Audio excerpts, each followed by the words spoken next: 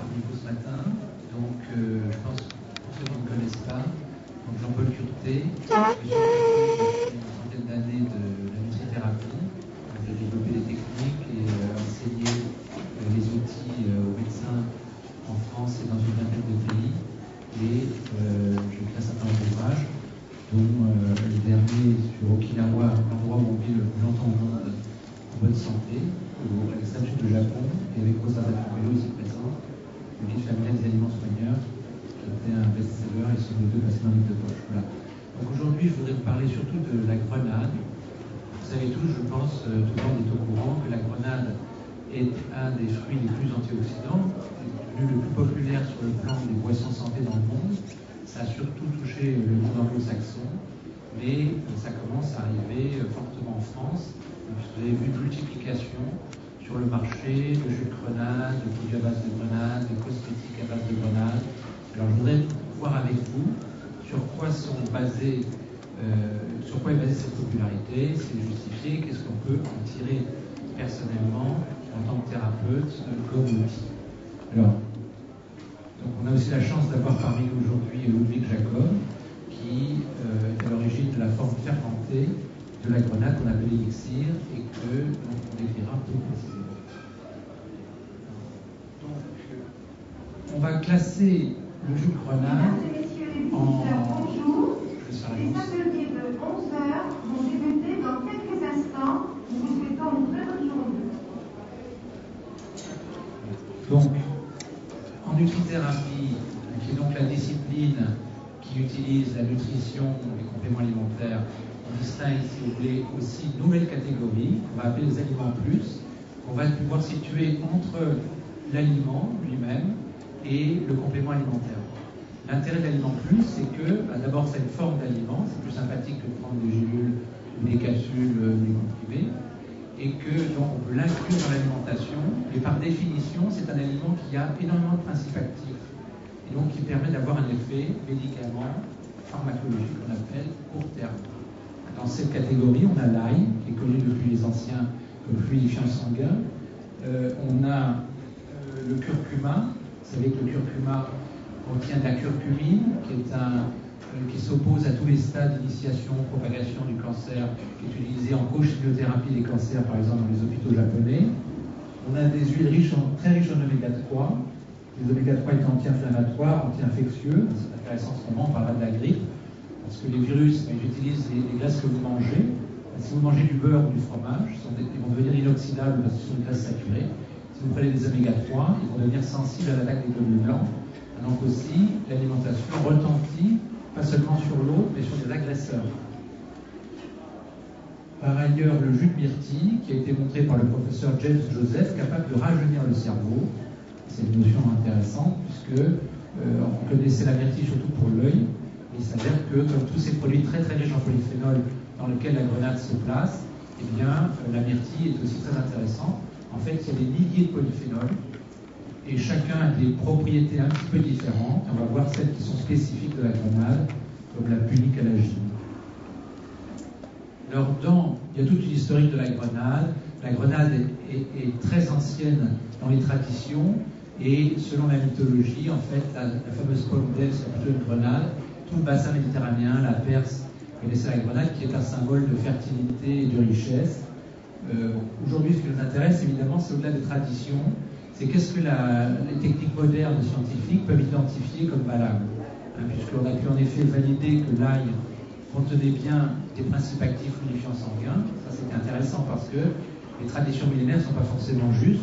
Et si on a et la tradition et la confirmation par les études, alors là, on est vraiment content, parce que parfois on découvre l'inverse. Par exemple, dans la médecine ayurvédique, on utilise des sels d'argent et des sels d'aluminium qui sont avérés toxiques, les métaux lourds, malheureusement. Donc, si vous voulez, c'est très important de vérifier la validité des traditions des thérapeutes. Donc, la plupart de ces études, plus de 250 études scientifiques sur la grenade, montrent qu'elle a un effet antioxydant, anti-inflammatoire, qui est très important, on va le voir, y compris dans la grippe et dans les autres infections, dans les problèmes cardiovasculaires et sur les cancers. Évidemment, la grenade est surtout associée au cancer de la prostate, puisque la plupart des études ont été faites là-dessus, et qu'elle est utilisée en même co-chimiothérapie du cancer de la prostate pour resensibiliser, même chez les gens qui ont un échappement thérapeutique au traitement classique, à ces thérapies.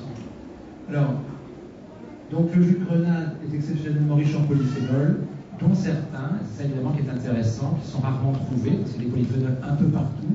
Si vous prenez les aliments et les couleurs des aliments, le vert, c'est la chlorophylle, qui est toujours associée du magnésium. L'orange, c'est le carotène, qui est un antioxydant. Le rouge, c'est le lycopène de la tomate, qui est aussi protecteur, par exemple, contre le soleil, et qui est très puissamment immunostimulant. Le jaune, c'est la lutéine, comme dans le maïs. Et tout le reste, ce sont des pigments, comme le violet de la myrtille, du jus de raisin, la mûre. Tous ces autres teintes sont des polyphénols. Ce sont des pigments qui sont presque tous antioxydants et anti-inflammatoires. Il y en a donc plusieurs milliers, et on trouve donc particulièrement dans la grenade la punicalagine et la delphinidine.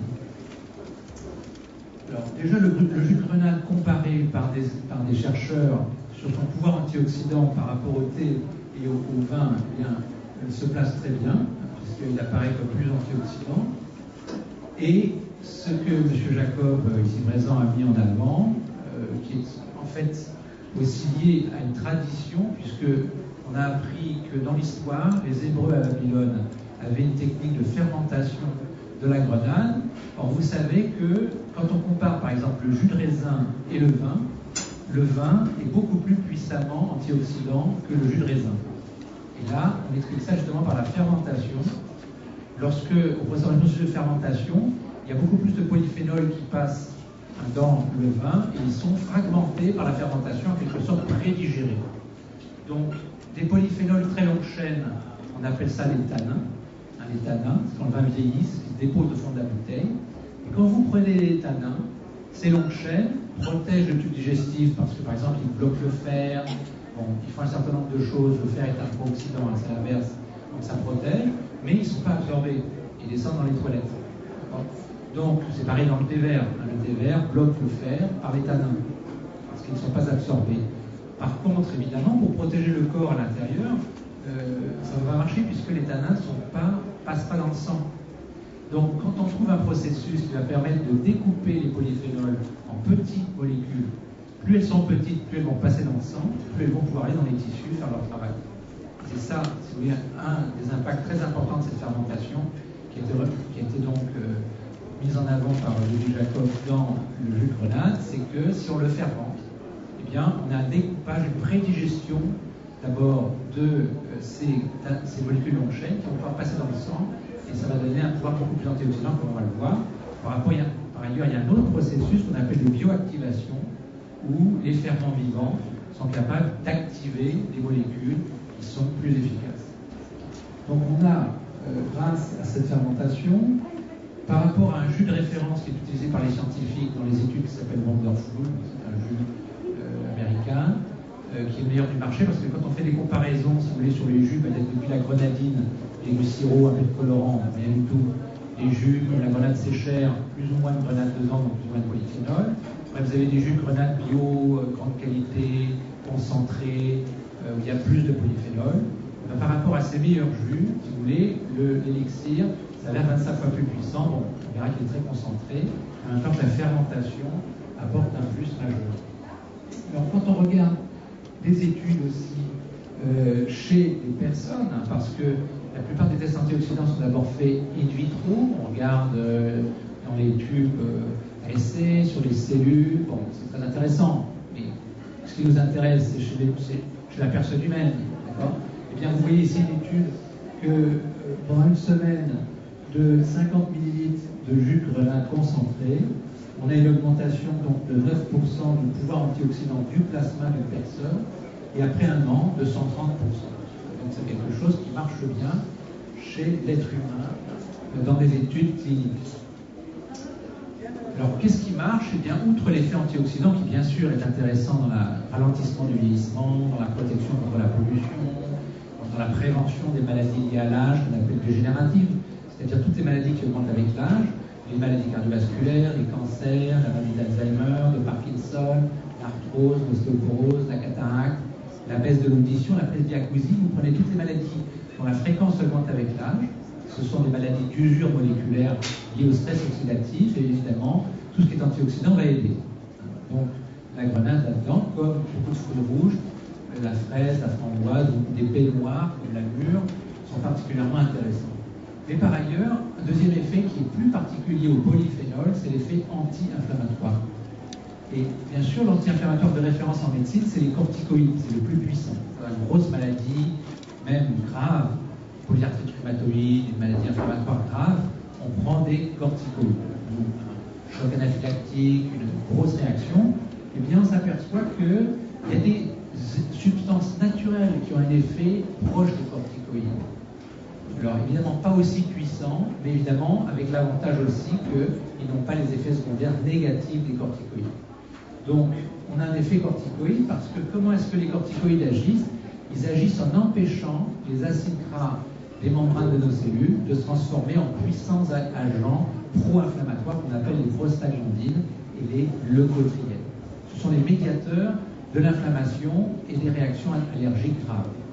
Or, là, les polyphénols de la grenade sont capables de bloquer, comme le cortisol, comme les corticoïdes, les acides gras de membrane pour empêcher ce qu'on appelle cette cascade des prostaglandines pro-inflammatoires. C'est un effet par ailleurs aspirine. L'aspirine, elle bloque une des enzymes qui vont transformer ces acides gras en prostaglandines négatives, à la fois pro-inflammatoires, pro-allergiques, agrégantes plaquettaires, vasoconstrictrices. Donc vous voyez que c'est à la fois protecteur contre l'inflammation et contre les pathologies vasculaires. D'ailleurs, l'aspirine, on la donne en prévention cardiovasculaire, on la donne aussi d'une manière contre la douleur, on la donne pour un petit effet anti-inflammatoire. Elle fait tout ça. Et bien évidemment, si les polyphénols de grenade font ça, en plus de l'effet corticoïde, ils ont un effet comme l'aspirine, parce que la corticoïde n'ont pas d'effet aspirine, l'aspirine n'a pas d'effet corticoïde. Les polyphénols de grenade, eux, ont les deux effets. D'accord ? Donc, c'est des effets plus doux, moins toxiques aussi, mais qui sont multidimensionnels. Les antioxydants naturels sont capables d'agir à plusieurs étages de l'inflammation. Ils inhibent donc techniquement ce qu'on appelle la cyclooxygénase. Vous avez entendu parler des COX, par exemple le fameux Vioxx, qui a été retiré du marché parce qu'il était très dangereux. Donc, c'est des médicaments qui sont efficaces, mais par ailleurs qui ont des très gros effets secondaires, au point qu'on a été obligé de les retirer du marché. Là, on a un effet naturel, sans évidemment ces effets secondaires négatifs, au contraire, avec des effets secondaires positifs, puisqu'ils sont protecteurs de la muqueuse digestive, ils font l'inverse de ce que font les médicaments. Ils préviennent l'activation d'une molécule, bon, c'est technique NF-kappa B, mais NF-kappa B est un promoteur clé dans beaucoup de maladies. On l'a découvert pas seulement dans les maladies inflammatoires, mais dans les maladies virales. Vous voyez que NF-kappa B est un messager nécessaire pour activer 400 gènes qui mènent à l'inflammation, et l'inflammation qui mène au cancer. Mais il mène aussi à l'activation des virus. Ça a été très travaillé dans le SIDA, la maladie HIV. Mais pratiquement tous les virus ont besoin de NF-kappa B. Et donc, vous allez me dire c'est une panacée, ben oui, non mais c'est comme ça. Mais on va retrouver donc la grenade et ses acolytes, comme le thé vert, les fruits et légumes, le chocolat noir, toutes ces sources naturelles de polyphénol vont toutes avoir un effet anti-inflammatoire, antioxydant, cardioprotecteur et réducteur des risques de cancer et antiviraux.